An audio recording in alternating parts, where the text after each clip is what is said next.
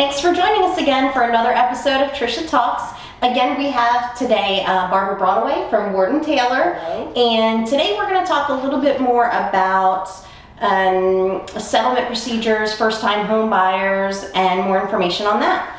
So, Barbara, I wanted to ask you a few things today. What kind of benefits do first-time home buyers have as far as settlement and what kind of benefits do they have?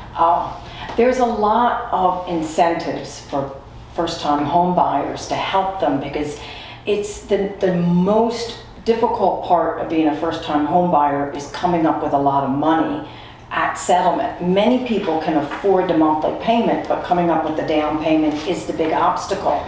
So first of all, there is a big break because first-time home buyers don't have to pay as much in transfer taxes as a second or third or fourth-time home buyer. Transfer taxes in Delaware are 4% of the sale price, 2% by buyer, 2% by seller. But first-time home buyer, depending on where you buy, it may be only 0.75% rather than 2%. And when you're talking about the price of a home, that's a big chunk of change. So transfer taxes are greatly reduced for first-time home buyers to help them have the money to get into a house.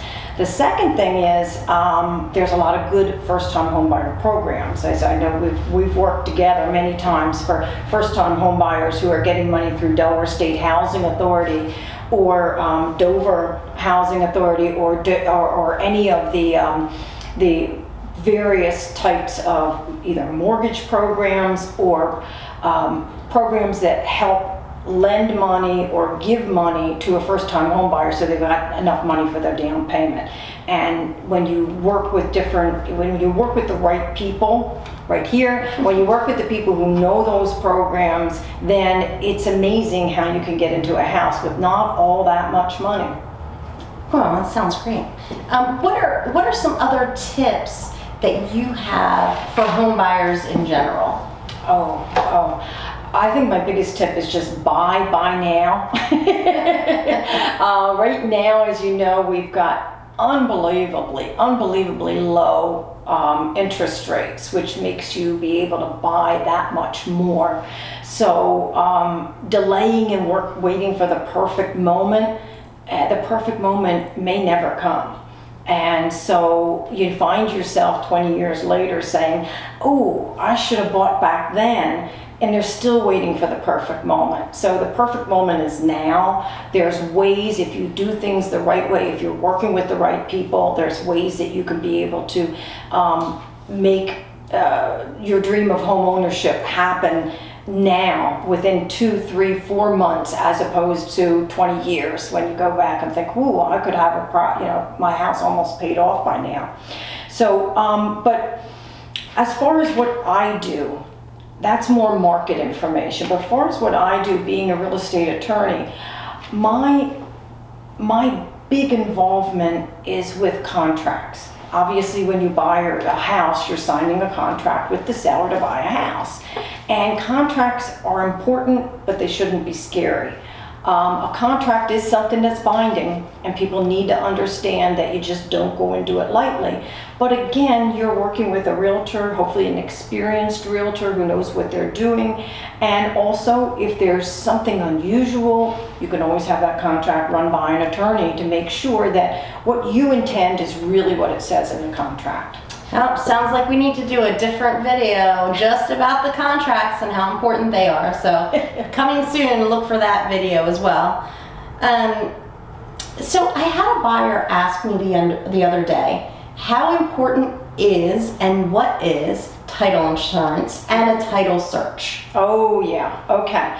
That we get a lot of people asking us about title insurance and title searches.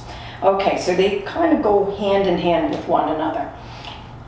As I said in our first video, my role is to make sure that the buyer gets free and clear title, meaning that they're the only owner, the undisputed owner of this property, and there's no liens or claims or anything that's wrong with their ownership of the property. The only way to do that is to do a title search. In the contract, the seller says, I promise to give the buyer free and clear title. But you never can rely, I hate to say it like that, it sounds like I'm being so cynical, but you can't rely on other people. Sometimes they don't even know that there's issues and problems with title. So we go back in title records, we go back anywhere from 60 to 100 years, checking out anything on public record that it says could be possibly a lien or a claim or a dispute, or somebody signed a deed wrong. And you think that there wouldn't be problems, but it's amazing how often we do find problems. Good news is most of them can be fixed pretty easily, but again, we have to check that. So the title search is when we do that whole search of the public record. But unfortunately, all we can do is check public record. We can't go to people's houses and go rifling through their file cabinets looking for something that they may have signed 20 years ago that's an issue. So even the best title search in the world is not 100%. You still have to get something called title insurance. Now, if you're getting a mortgage, your mortgage company requires that you get title insurance. But even if it's a cash sale, you still want to protect your own, because it's rare, but if there's a problem that doesn't show up on the title search, the only thing, you could lose your entire house, or you could lose the entire value of the house. So again, it's rare, but if it happens, it's devastating. So you pay title insurance once when you buy the property, you never have to deal with it again, and it ensures your good title to the property. For as long as you own the house? Yes, it continues as long as you own the house. And it's not like homeowners insurance that you pay every year, you pay it once. Wow, that's great. It's very important information to know, and thank you for joining us again today. Thank you. Thanks for checking out this episode of Tricia Talks. I'll see you next time.